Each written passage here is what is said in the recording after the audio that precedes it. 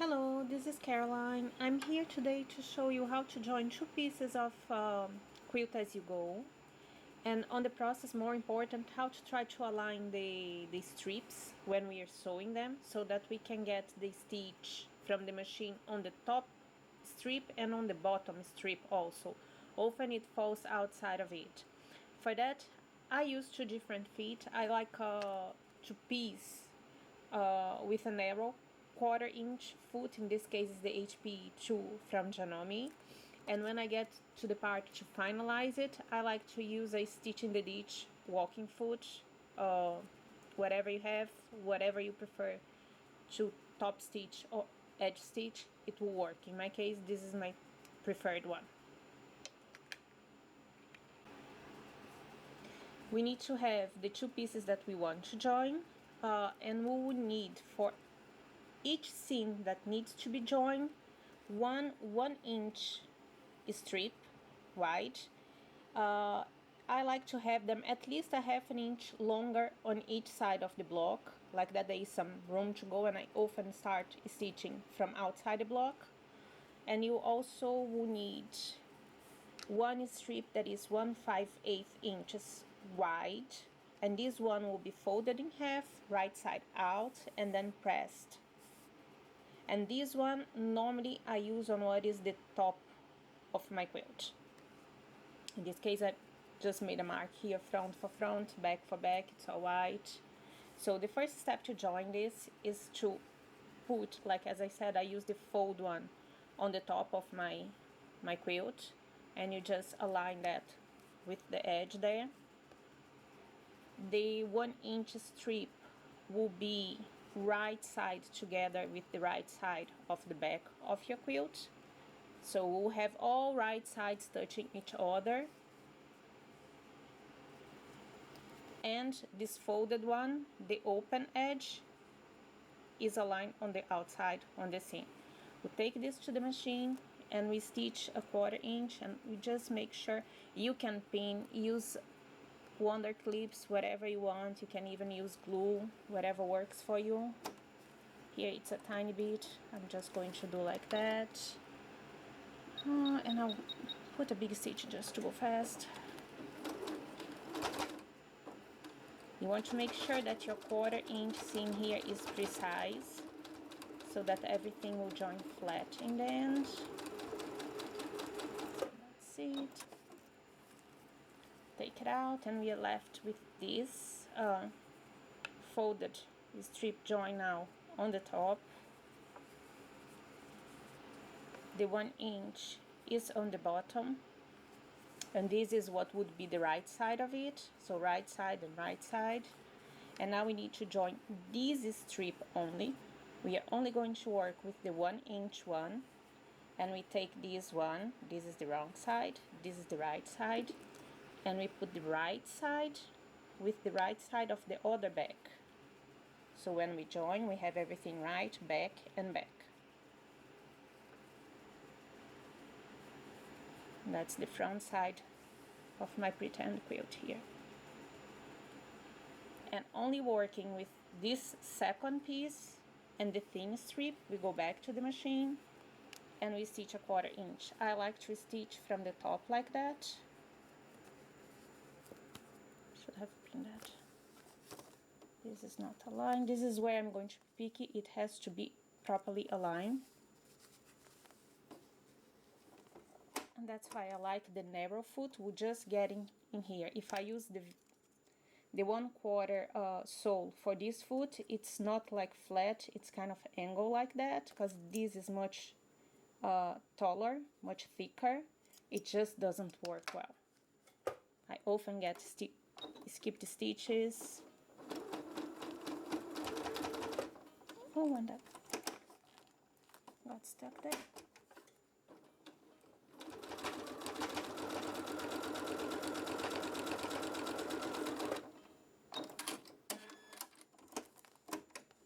So now we are left with this. If we open,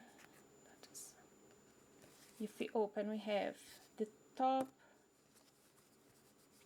the two top parts of our quilt here, the two back parts there, everything is right. This is completely attached here. And then we can go to the ironing board and we can press this.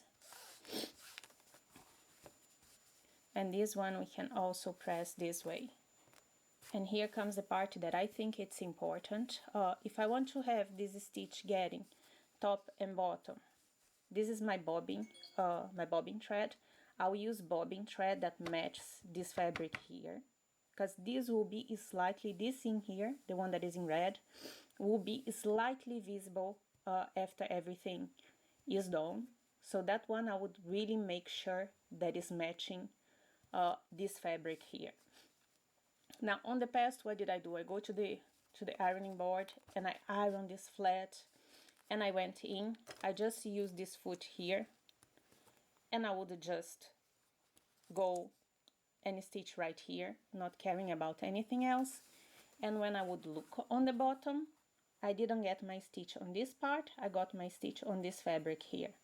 And I'm trying to think like how to sort this issue, and I realize it's just the alignment on top. Like if I pull this all the way there, all the way, and start seeing my seam right here on the edge, actually I'm stitching right here, and the blue on the back is only from this red inside, so I'll be stitching outside.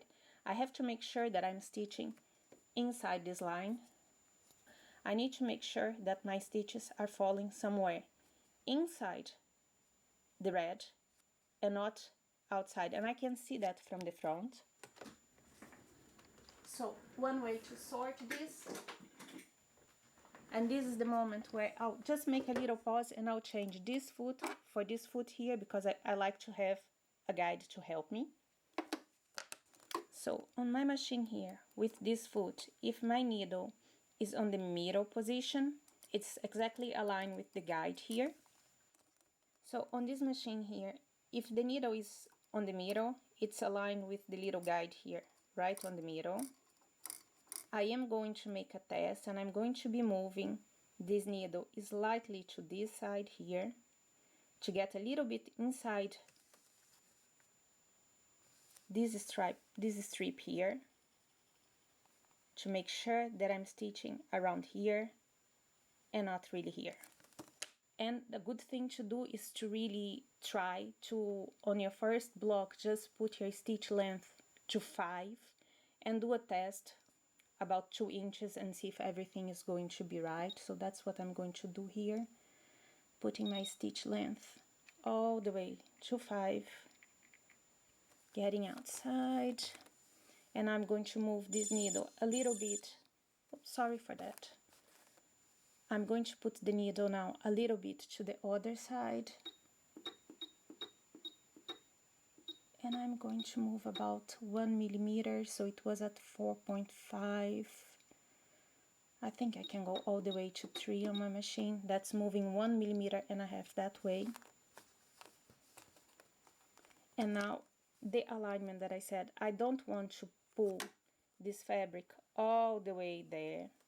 I want to align this edge of the strip with my red stitch. I don't want to go beyond the red stitch. I want to make sure that the edge is sitting just above, because then when I sew inside of this green, I will be for sure stitching inside the seam here and catching my blue strip on the back. So I don't go all the way, I just move a little bit, and I use, if you have an stiletto, is a great one. I don't have one. I use the seam ripper and I just hold that in place there.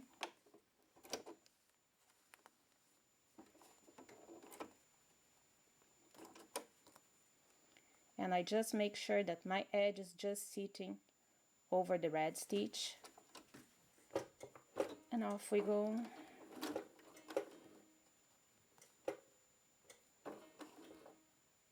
I think that's not inside enough.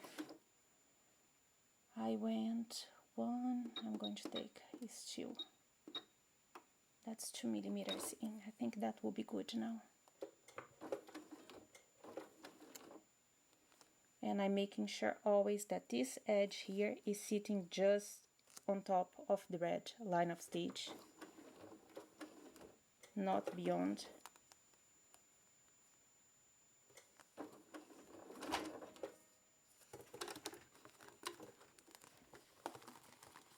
I just caught in the back there.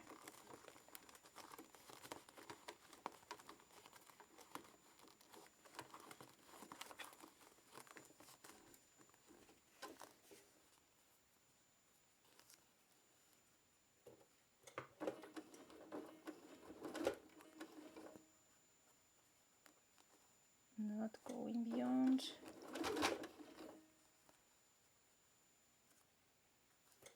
Not going beyond.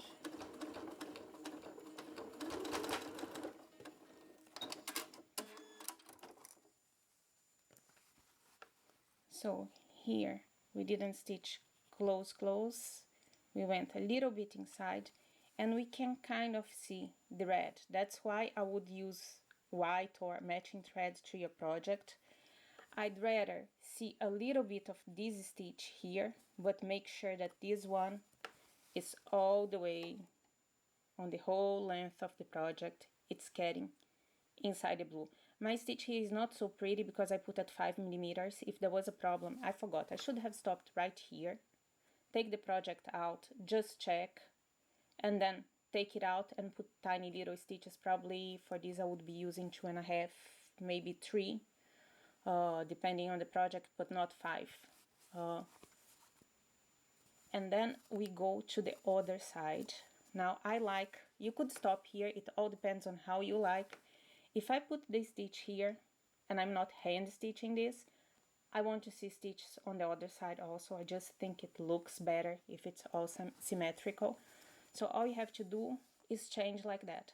What I found out is that often there is an excess of fabric here because we aligned here, and this fabric, once it goes under the foot, will smash to the other side. And if I just align the same process here, still sometimes I will miss that stitch on the bottom. So when I come to the other side, I will now make sure that I'm holding my fabric to the other side. That I'm making sure that I'm not pulling this way, I'm taking outside to be sure that I'm sewing on the seam, taking the guide on the seam and sewing the full 2.5 to that side.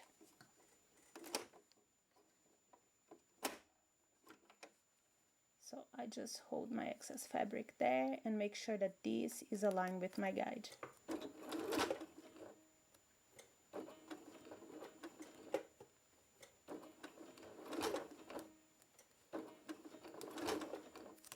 And again it went under this match.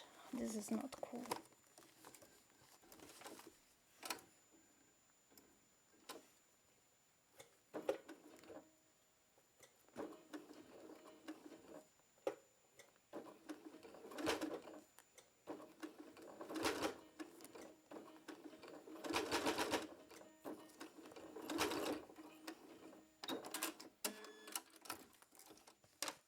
So there you have, on the other side it gets both sides, and on the front it also gets both sides. Now this is also valid for binding. If you would be going and binding the outside of your project, once you attach the binding to one side, here in the case there was an old line of stitch, you would see a mark if you had your binding, say, let's pretend this is the binding.